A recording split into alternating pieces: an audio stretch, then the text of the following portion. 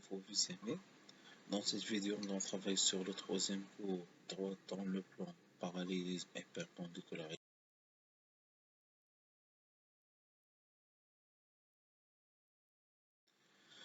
Donc, on va commencer le cours par une activité.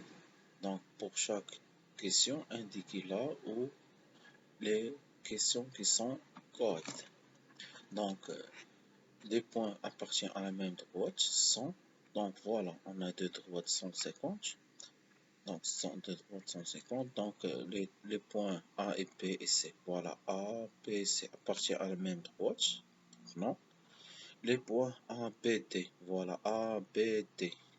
Donc, ils appartiennent à la même droite. Les points E, C, B. E, C, B. Voilà. Donc, ils appartiennent à la même droite. Mais les points A, B, C n'appartiennent pas à la même droite. Donc, deuxième question, l'angle droite est. Donc, DPE. Donc, DPE, ce n'est pas un angle droite. Donc, IGJ. Donc, voilà, c'est un angle droite. Et IFJ aussi, égal à 90, c'est une angle droite. Donc, le carré se définit par 4 angles droits, 2 angles droits, aucun angle droit. Donc, le carré, il est défini par 4 angles droits. Donc, on doit commencer le cours par vocabulaire.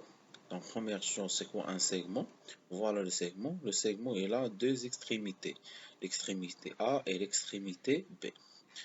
Deuxième chose, on a la droite. Donc, la droite AB entre parenthèses.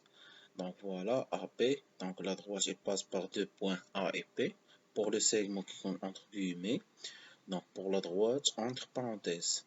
Donc, c'est la droite qui passe par les deux points A et B, ou bien BA. La demi-droite, il a une origine et passe par un autre point. Donc voilà, il a l'origine, c'est A. Donc dans A, un guillemets, et passe par le point B. Passe par le point B, maintenant, parenthèse. Elle s'appelle une demi-droite. Donc, on a le point A, B, C, E. Donc, on a le point E appartient à la droite AB. Voilà E sur la même droite ou bien sur la même ligne. Donc, le point C donc n'appartient pas à la droite. Donc, voilà les symboles. Donc, E appartient à la droite. Elle s'appelle appartient. Donc, C n'appartient pas à la droite. Donc, voilà, C n'appartient pas à la droite A et B. Donc, là, on doit commencer par la droite. Donc, par deux points distincts M et M passe une seule droite notée MN ou NM. Donc, si on a deux points M et N, donc une seule droite passe par les deux points M et N. Donc, propriété, par un point donné, il passe une infinité de droites. Exemple, par exemple, le point A. On a, par exemple, ici, on a 4 droites. Donc, il passe à l'infinité des droites. On peut ajouter une droite, ici droite, etc. Donc, par deux points, il passe une seule droite. Par un point, il passe une infinité des droites. On passe maintenant les points alignés. Donc, 3 points sont alignés s'ils appartiennent à la même droite. Voilà. Donc, on a A, E, B sont des points alignés. Ils se trouvent sur la même ligne ou bien sur la même droite. Si on a un autre point ici, C, donc C n'appartient pas à la droite AB. C'est-à-dire les points A, B, C ne sont pas des points alignés. On passe maintenant le milieu d'un segment. Voilà. Donc, le milieu d'un segment est le point de ce segment qui a équidistance à ses extrémités. Autrement dit, M milieu de AB signifie que M appartient à la segment AB et la distance MA égale à MB. Voilà. Donc, on a un segment AB. Donc, segment est à deux extrémités. Donc, on veut tracer le point M, le milieu de segment AB. Première chose, le point M appartient au segment AB. Deuxième chose, la distance MA égale la distance MB.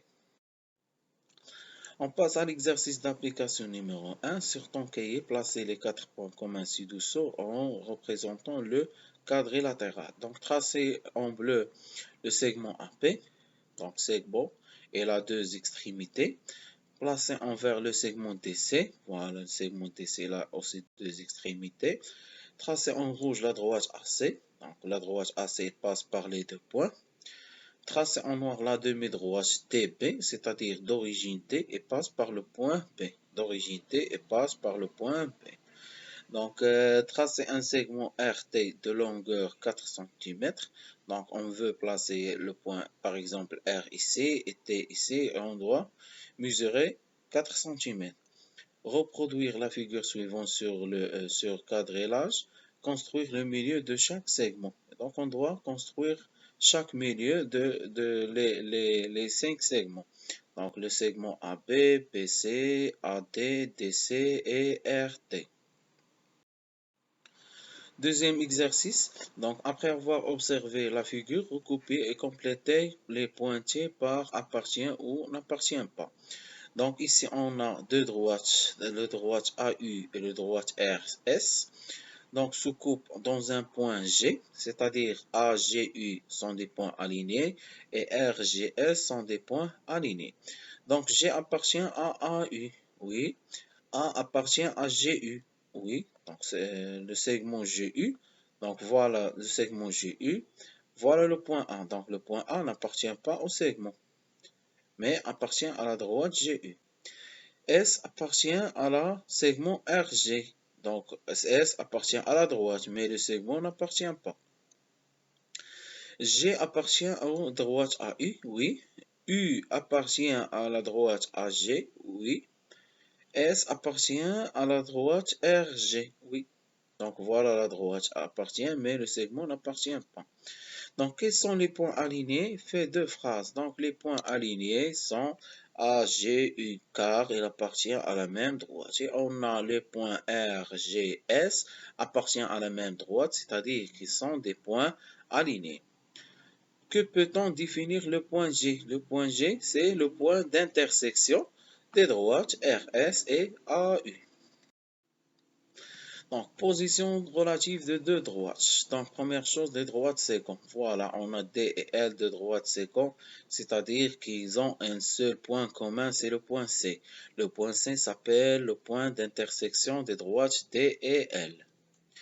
Donc, droites perpendiculaires. Deux droites perpendiculaires sont deux droites premièrement séquentes qui forment quatre angles droits ou bien qui forment un angle droit. Donc, si on a deux droites séquentes, ils ont un angle droit, c'est-à-dire les deux droites sont deux droites parallèles. Propriété, par un point donné passe une et une seule droite perpendiculaire à une autre droite. Donc, la construction de la droite perpendiculaire à D passant par le point M. Donc, voilà le point, la droite D, voilà le point M. Donc, voilà la méthode. On doit tracer la droite qui passe par le point M et perpendiculaire à D. Donc, voilà. On déroule le symbole de perpendicularité, c'est-à-dire la droite D' est perpendiculaire à D et passe par le point M. Projection orthogonale. Donc, le point HP de la perpendicularité est appelé la projection orthogonale de C sur la droite L. Donc, le segment CH est appelé la distance entre le point C et la droite L. C'est la plus petite de C à n'importe quel point L. Donc, voilà. On a la droite L et on a le point C. Si on veut tracer la projetée orthogonale de point C sur la droite L, donc on doit tracer la droite perpendiculaire à L et passe par le point C. Donc le point d'intersection c'est le point H. On dit que H est le projeté orthogonal de C sur la droite L.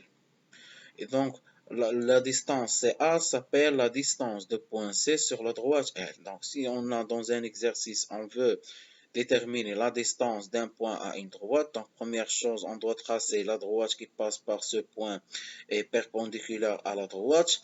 Deuxième chose, on doit mesurer la distance entre ce point et le point d'intersection. Donc c'est la distance de point C à la droite L. Donc, droite parallèle. Donc, deux droites parallèles sont deux droites non séquentes. Deux droites confondues et aussi parallèles. Donc, les droites parallèles, donc deux droites qui n'ont aucun point commun ou bien ils ont plusieurs points communs. Donc, par un point donné passe une seule droite parallèle à une droite donnée. Donc, voilà. On a la droite L, on a le point M. Donc, on a une seule droite D qui passe par le point M et parallèle à la droite L. On passe maintenant à la construction de la droite parallèle passant par un point. Donc, voilà la droite D, voilà le point M. Donc, je trace premièrement la droite perpendiculaire à D et je trace la droite perpendiculaire à la droite qui est perpendiculaire à D. Voilà, on dit que D' est parallèle avec D. Donc, on passe maintenant, propriété 2.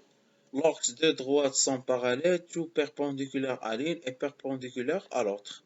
Donc, si on a deux droites parallèles, la droite L et K sont parallèles. Si la droite D est perpendiculaire à L, c'est-à-dire elle est aussi perpendiculaire à K.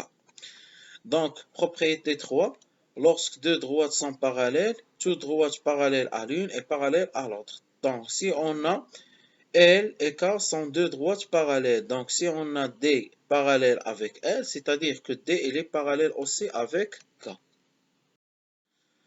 Donc, on passe maintenant à la propriété 4. Lorsque deux droites sont perpendiculaires, toute droite perpendiculaire à l'une est parallèle avec l'autre. Donc, on a la droite D et la droite L sont perpendiculaires. Si on a la droite K, elle est perpendiculaire à T, c'est-à-dire il est parallèle avec L. Propriété 5, lorsque deux droites sont perpendiculaires, toute droite parallèle à l'une est perpendiculaire à l'autre. Donc, on a D et K sont perpendiculaires. Donc, on a la droite L, elle est parallèle à K, c'est-à-dire elle est perpendiculaire avec D. Donc, voilà une petite résumé du cours. Donc, position relative de deux droites. Donc, soit elles sont séquentes, soit elles sont parallèles. Donc, s'ils sont séquentes, c'est-à-dire perpendiculaires ou non perpendiculaires, le nombre de points communs, c'est 1. Donc, s'ils sont parallèles, on a deux choses. Il y a confondu et il y a distinct. Donc, s'ils ont confondu, ils ont plusieurs points communs. S'ils ont distinct, ils ont 0 point commun.